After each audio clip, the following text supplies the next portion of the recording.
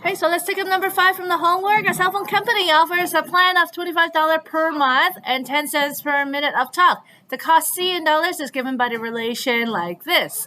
So you guys will do a lot of equations that are like this in y equals mx plus b form. So this, the per minute, the 10 cents per minute, that's why you have the 0.10 n. Alright, and then the 25 is your fixed cost that you add on to the number of minutes you talk. And then total, that gives you your cost. So solve the relation for n in terms of c. So again, solve for the relation for n. So you're reading the first part of the sentence. So I wanted to rearrange it to n equal. So c equals 25 plus 0.10n. If I want n by itself, that means I have to move the 25 over. Move that 25 over, it becomes minus. So c minus 25 equals 0.10n. Now I'm going to move this 0.10 over by dividing. Alright, so c over 0.10 minus 25 over 0.10 equals n. This right here, notice that you have a number, a fraction, and a decimal. That's just really messy. If it's a decimal, might as well divide it to get one decimal. And this right here, what's the number in front of C? 1. Yeah, so in other words, you can do 1 divided by 0.10 as well. So clean up those decimals. Fractions and decimal, they don't mix. So 1 divided by 0.10, you get 10.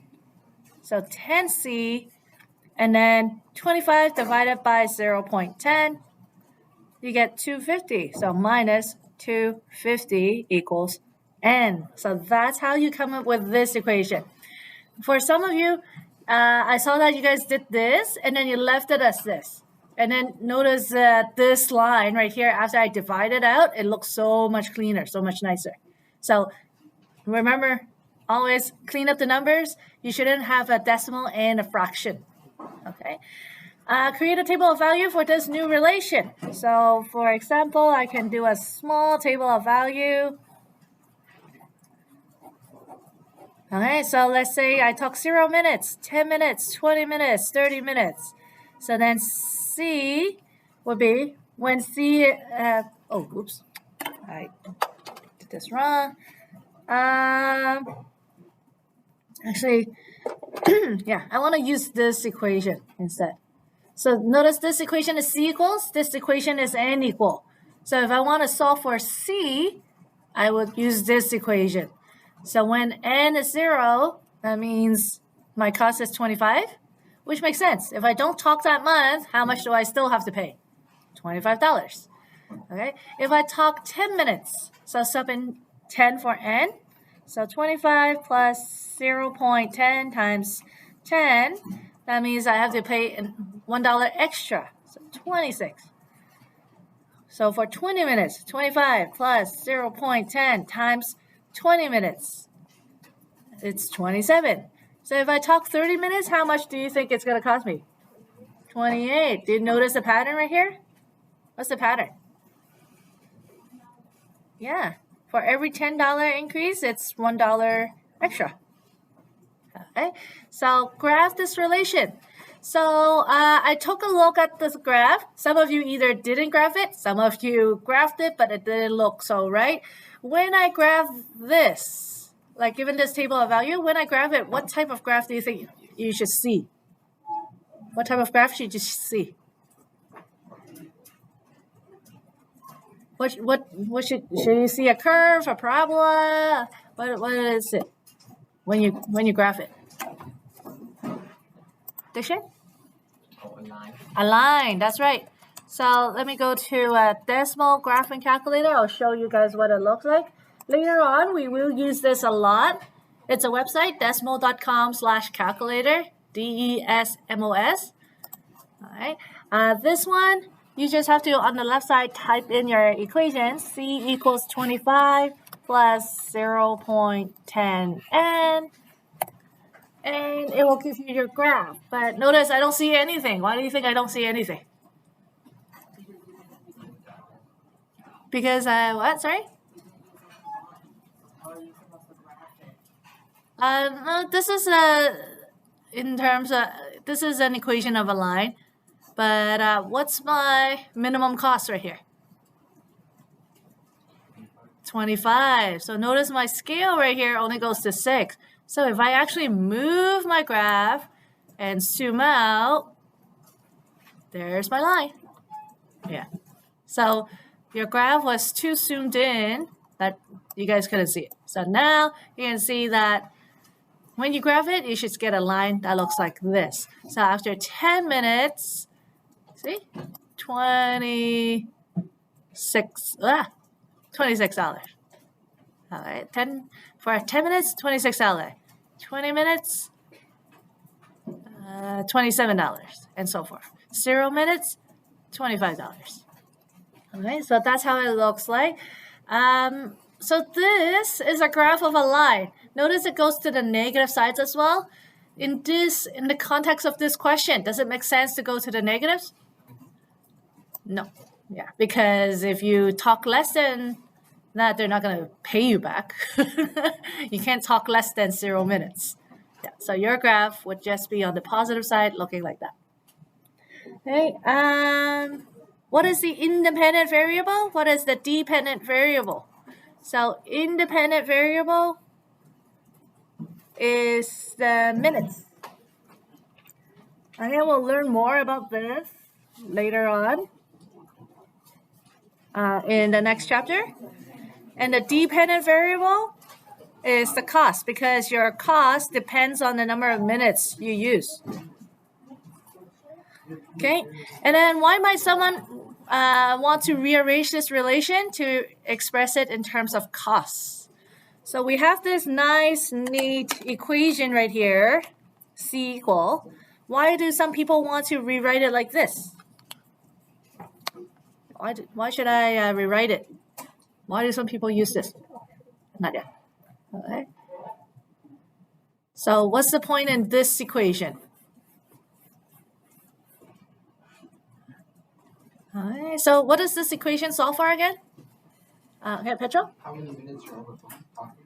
Yeah, so this equation solves for how many minutes. So why would somebody want to keep track of how many minutes they use? To lower it to the next one. Okay, so maybe they have a budget. So if they only have $20 to spend, actually no, you can't. Let's say you only have $30 to spend on your next cell phone bill. Then using this can tell me the maximum number of minutes I can talk on the phone. Right? So usually it's when you have a budget, that's when you need to care about this equation. Teacher, it's cold. It's cold? Yeah, we can close the window. Yeah. Can I close the window? You can close it too. Okay, so next question, I want to talk about this one. Yeah, so guys, whenever you guys feel hot or cold, you guys feel free to open or close the windows. Okay, so number 7, solve the relation or formula for the variable indicated. So let's solve for C.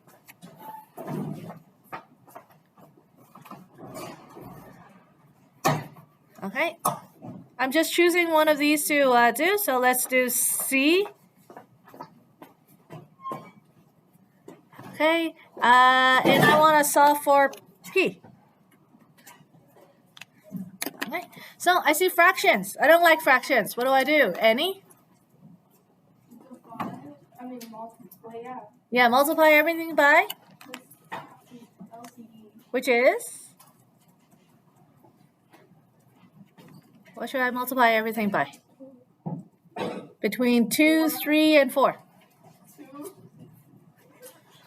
Okay, so multiples of 3, 6, 9, 12.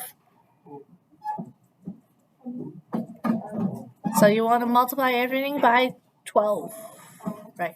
Because otherwise it's not divisible.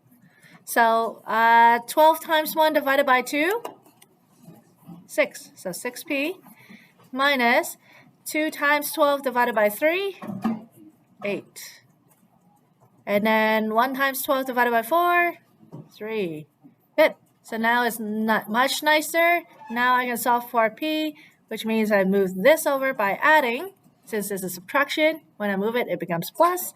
So 6p equals 3 plus 8q. And then divide.